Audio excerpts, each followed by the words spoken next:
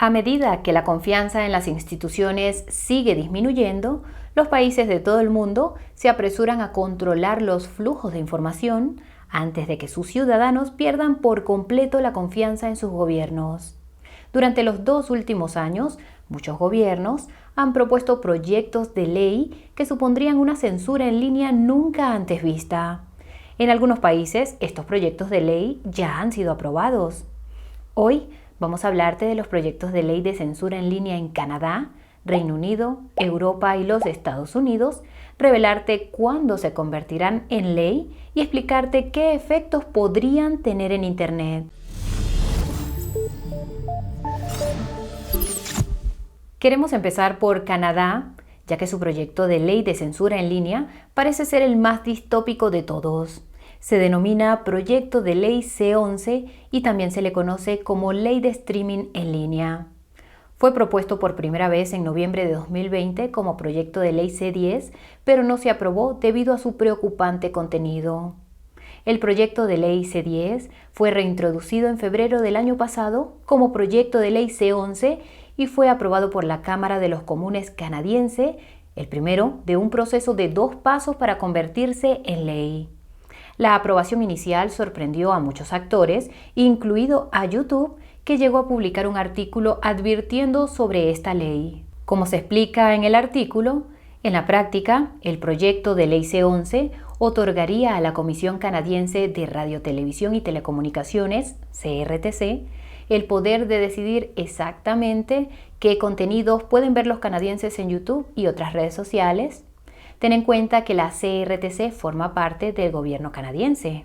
Por si no fuera lo suficientemente aterrador, una sección del proyecto de ley especifica que estas normas se aplicarán a los contenidos generados por los usuarios. Además de controlar la cantidad y el tipo de publicidad que aparecería en los vídeos de los youtubers, la CRTC tendría poder para dictar qué contenido hacen. Si te preguntas qué tipo de contenido quiere la CRTC que hagan los youtubers, la respuesta es contenido canadiense o CanCon. Básicamente, si el contenido no contiene suficiente diversidad e inclusión de diferentes etnias, lenguas, etc., entonces no puede ser visto por los canadienses. Naturalmente, la definición de estos criterios de diversidad e inclusión le correspondería a la CRTC. También tendrían potestad para designar a cualquier youtuber como lo que se denomina difusor. Ser designado como difusor significa cumplir los criterios de la CRTC o, de lo contrario, ser bloqueado en el país. Además, se exigirá a algunos difusores que contribuyan al Fondo Canadiense para los Medios de Comunicación, que, por supuesto, se utiliza para financiar los medios de comunicación convencionales en Canadá. Parece que este requisito solo se aplicará a los servicios de streaming y a las redes sociales, pero también podría aplicarse a los creadores de contenidos normales. Esto es importante, ya que la mayoría de los medios de comunicación canadienses están financiados directa o indirectamente por el gobierno a través del Fondo Canadiense para los Medios de Comunicación y otras vías similares.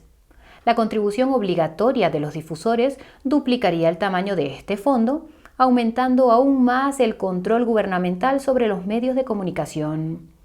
Por si no hubiera quedado suficientemente claro, parece que el gobierno canadiense está desesperado por asegurarse el control sobre la narrativa en el país.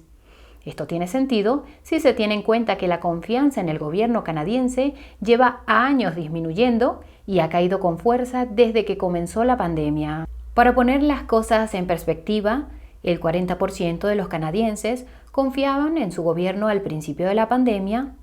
Hoy, esta cifra se sitúa en el 20%, un descenso de más del 50%. Como veremos en breve, en otros países se ha producido un descenso similar de la confianza, aunque las motivaciones para la censura son diversas. El proyecto de ley C11 actualmente se encuentra en el Senado canadiense, que lo votará en febrero. Si se aprueba, entonces se debatirá en el Parlamento canadiense. Lo sorprendente es que, al parecer, gigantes tecnológicos como YouTube no han logrado convencer al Senado para que omita los contenidos generados por los usuarios. Esto sugiere que el proyecto de ley C11 tiene muchas probabilidades de convertirse en ley en Canadá, algo que podría ocurrir en unos pocos meses.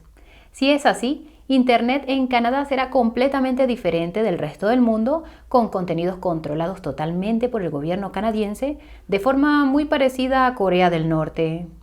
Suponemos que tal desenlace no sería tan sorprendente, teniendo en cuenta la forma en que el gobierno canadiense ha manejado la pandemia.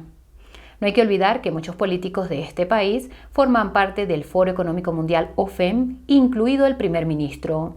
Si estás interesado, puedes encontrar más información sobre los jóvenes líderes mundiales del FEM en la descripción.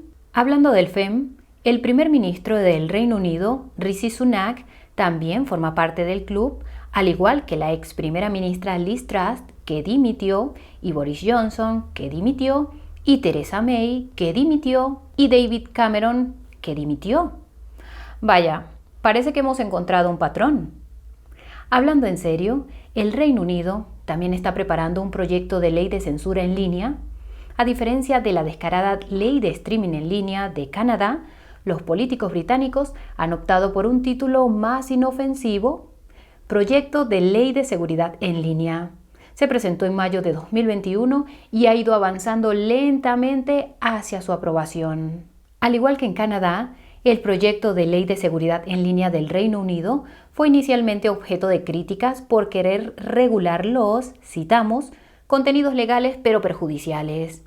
Esta disposición habría sido un problema porque hubiera otorgado al gobierno británico el poder de censurar todo aquello que hubiera considerado perjudicial. En el caso del Reino Unido, el regulador que supervisaría la aplicación de esta disposición hubiera sido la Oficina de Comunicaciones Ofcom, que es análoga a la CRTC de Canadá. Afortunadamente, la disposición de vigilar los contenidos legales pero perjudiciales se eliminó del proyecto de ley en noviembre. Por desgracia, hay otras disposiciones problemáticas en el proyecto de ley. Para empezar, incluye varias disposiciones que ordenan a la Ofcom proteger el, citamos, contenido de importancia democrática, proteger el contenido de los editores de noticias y proteger el contenido de los periodistas. Es de suponer que se trata de una referencia a los principales medios de comunicación. Además, la Ofcom sigue teniendo potestad para vigilar los contenidos ilegales que se distribuyen en línea. Para ello, impondrá multas a las empresas tecnológicas que no vigilen estos contenidos ilegales.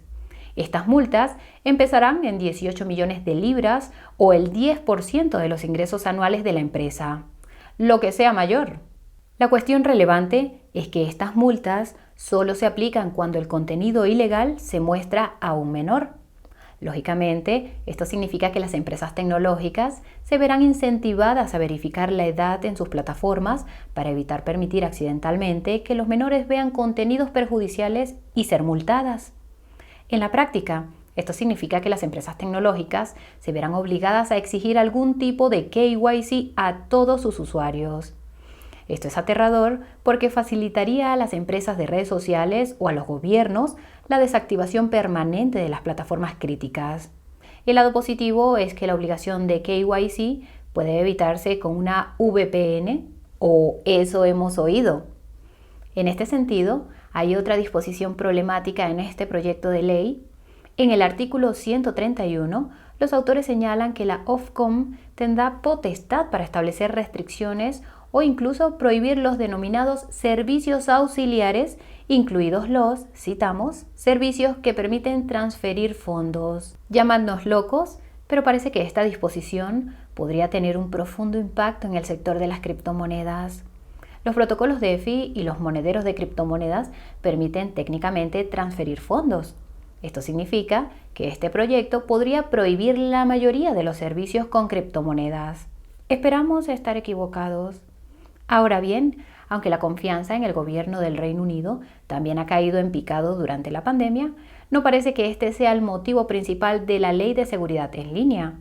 De nuevo, es difícil de afirmar, ya que el gobierno del Reino Unido ha puesto sus datos de confianza en un registro histórico en el que es imposible realizar búsquedas. Por si sirve de algo, alrededor de 1/3 de los británicos confía actualmente en su gobierno, pero debemos señalar que estas cifras se tomaron en junio, antes de todas las dimisiones de los primeros ministros y de la implosión del mercado de pensiones. Si estás interesado, puedes encontrar más información sobre este tema en el enlace que dejaremos en la descripción. El motivo principal de los esfuerzos de censura en línea del Reino Unido parece provenir de un deseo de mayor supervisión más que de censura per se. Suponemos que lo descubriremos una vez que el proyecto de ley se convierta en ley, algo que podría ocurrir casualmente a finales de este año, a la vez que en Canadá. ¿Coincidencia? Continuemos con la Unión Europea. A diferencia de Canadá y el Reino Unido, las autoridades europeas separaron sus esfuerzos de censura en línea en dos proyectos de ley distintos: la Ley de Mercados Digitales y la Ley de Servicios Digitales. Ambas se presentaron en diciembre de 2020. Es importante señalar que ambos proyectos de ley son dos de los 5 proyectos de ley que componen el paquete de servicios digitales de la Unión Europea. Este paquete es la segunda fase de la Agenda Digital de la Unión Europea, que, como muchas de las denominadas agendas de hoy en día, debe completarse en 2030. Para quienes no lo sepan, esta fecha de 2030, que no dejas de ver, tiene sus raíces en los Objetivos de Desarrollo Sostenible u ODS de las Naciones Unidas, que se están aplicando a través de regulaciones en el sector público y a través de la inversión ESG en el sector privado. Si estás interesado en este tema, puedes encontrar más información al respecto en la descripción. Sigamos adelante. A diferencia de la Ley de Streaming en línea de Canadá y la Ley de Seguridad en línea del Reino Unido, la Ley de Mercados Digitales y la Ley de Servicios Digitales de la Unión Europea se aprobaron en la primavera de 2022. Ambas entraron en vigor en otoño de 2022, pero no se aplicarán hasta finales de este año y principios del próximo, dependiendo del tamaño de la entidad afectada. Lo mismo ocurre con la Ley de Gobernanza de Datos de la Unión Europea, que se aprobó el verano pasado y entrará en vigor este otoño. La Unión Europea también está en proceso de aprobar la Ley de Datos. Ambas leyes quedan fuera del alcance de este vídeo, pero la principal conclusión es la obligatoriedad de compartir datos con las administraciones y las empresas. La quinta y última ley del paquete de servicios digitales de la Unión Europea es el Reglamento sobre Inteligencia Artificial, que se debatirá a finales de este año. Según se ha informado, la regulación de la inteligencia artificial en la Unión Europea es la primera de este tipo. Ten en cuenta que los 5 proyectos de ley son regulaciones, lo que significa que prevalecerán sobre las leyes nacionales de los países de la Unión Europea. No suena muy democrático. Pero volvamos al asunto que nos ocupa: la Ley de Mercados Digitales y la Ley de Servicios Digitales. La primera no tiene mucho que ver con la censura en línea y paradójicamente podría permitir eludir muchas de las restricciones que pretende introducir la segunda. Esto se debe a que la Ley de Mercados Digitales impondría multas enormes a los llamados guardianes que mantienen sus monopolios dando preferencia a sus propios productos y servicios. Las implicaciones de esta medida son profundas y podrían dañar gravemente los beneficios de las grandes empresas tecnológicas. He aquí un ejemplo. Apple tiene actualmente una especie de monopolio dentro del iPhone. Esto se debe a que todas las aplicaciones que utilizas deben descargarse de la tienda de aplicaciones de Apple y no puedes desinstalar determinadas aplicaciones.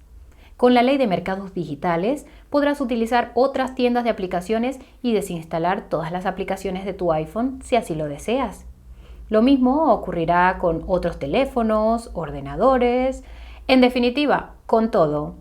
Dado que Apple y otras grandes empresas tecnológicas ganan mucho dinero extrayendo tus datos con aplicaciones obligatorias y haciendo que los desarrolladores paguen comisiones enormes, la Ley de Mercados Digitales podría asestar un duro golpe a su cuenta de resultados. Toma nota. Por si ya no fuera bastante obvio, la motivación de la Ley de Mercados Digitales es aumentar la competitividad de Europa en el espacio tecnológico. Como ha señalado el analista de políticas en materia de criptomonedas Patrick Hansen, los Estados Unidos y China se han adelantado a la Unión Europea en el desarrollo tecnológico. Esta ley podría hacer que la Unión Europea volviera a ser competitiva. Y lo que es más importante, la Ley de Mercados Digitales podría abrir la puerta a todo tipo de innovación en el sector de las criptomonedas en la Unión Europea. Esto se debe sencillamente a que habría un conjunto totalmente nuevo de hardware a disposición de los desarrolladores del sector en la región. Piensa en criptomonedas para pagos instantáneos o Wi-Fi P2P con iPhones. El único problema real de este proyecto de ley es que también exigirá a todos los guardianes que faciliten a la Unión Europea datos detallados sobre las personas e instituciones que compran sus productos y utilizan sus servicios. Esto se verá facilitado por las ya mencionadas Ley de Gobernanza de Datos y Ley de Datos que obligan a compartir datos. Al menos será posible desinstalar todo el software de vigilancia de tus dispositivos físicos hasta que la Unión Europea inevitablemente diga que hacerlo es ilegal en nombre de la seguridad o de cualquier otro motivo. Conspiraciones aparte, si has seguido el canal sabrás que hemos mencionado la Ley de Servicios Digitales de la Unión Europea en varias ocasiones.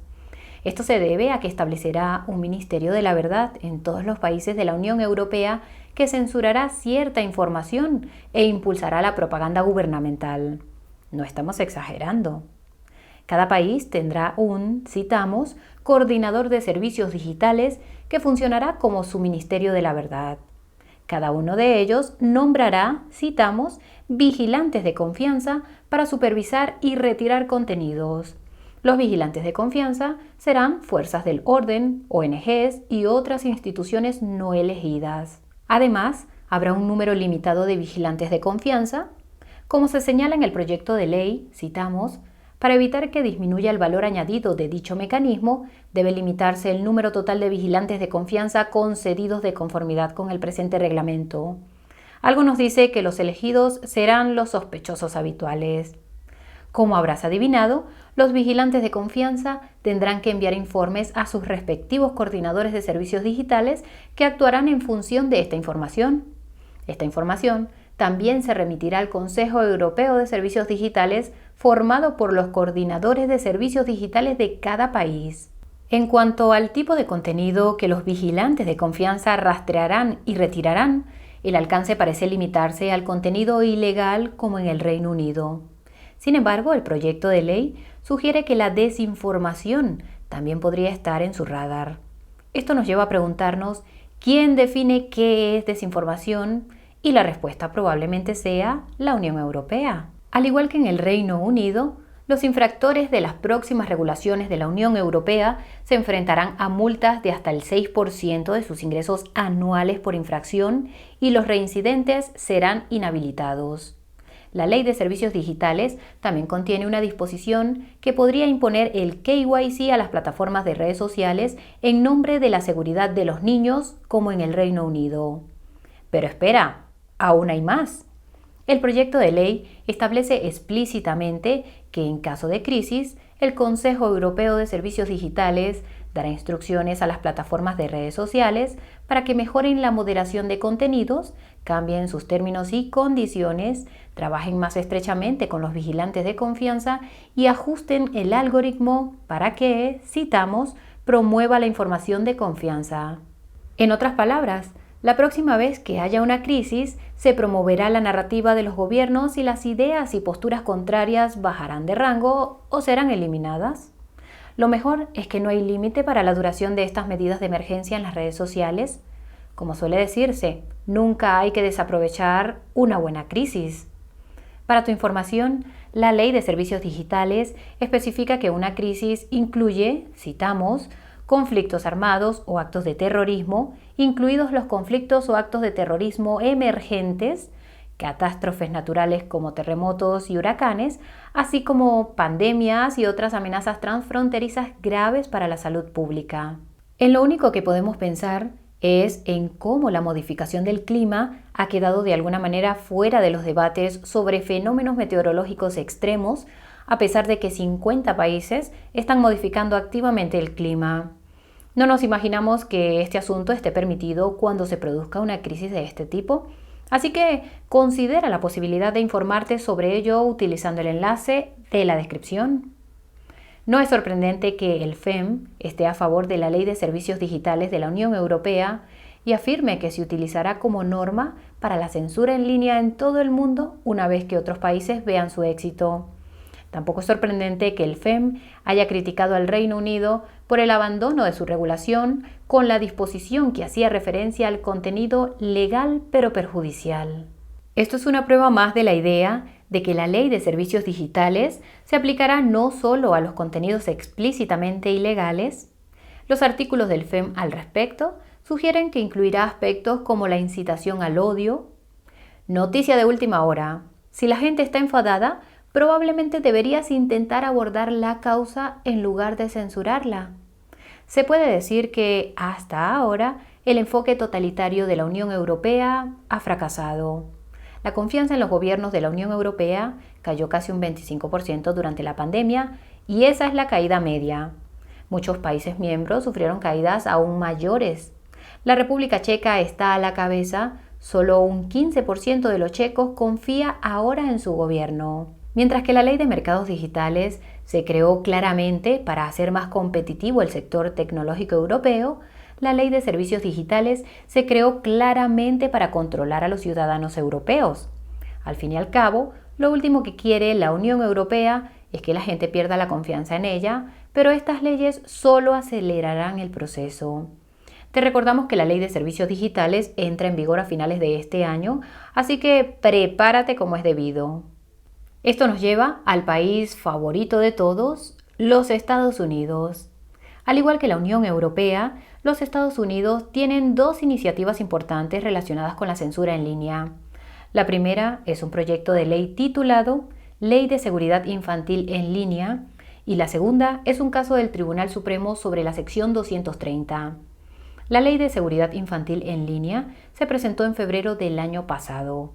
El proyecto de ley sigue en el Congreso, pero se espera que sea aprobado a finales de este año porque cuenta con el apoyo de ambos partidos. Aún así, ha recibido muchas críticas de entidades ajenas al Congreso y de ambos lados del espectro político. El motivo es que obligará a los servicios en línea a recopilar información para garantizar que no muestran contenidos perjudiciales a los menores. Al igual que las medidas para la protección de la infancia del Reino Unido y la Unión Europea, el proyecto de ley de los Estados Unidos no exige explícitamente a las empresas tecnológicas que lo hagan, pero reconoce que es la única opción real. Al igual que en Canadá y el Reino Unido, un regulador del gobierno de los Estados Unidos decidirá, en última instancia, cuando los niños no están seguros en línea, concretamente la Comisión Federal de Comercio o FTC. Esta parte también ha sido criticada porque deberían ser los padres quienes se aseguren de que sus hijos estén seguros en línea y no un regulador del gobierno. Lo peor es que la FTC no solo pondrá multas. La Ley de Seguridad Infantil en Línea permitirá a los padres demandar a las empresas tecnológicas si sus hijos han sufrido algún perjuicio en línea. Se supone que las plataformas de redes sociales pondrán la censura al máximo para asegurarse de que no les demanden, ni siquiera con esta ley. Hemos mencionado que recientemente se aprobó una ley similar en el estado de California.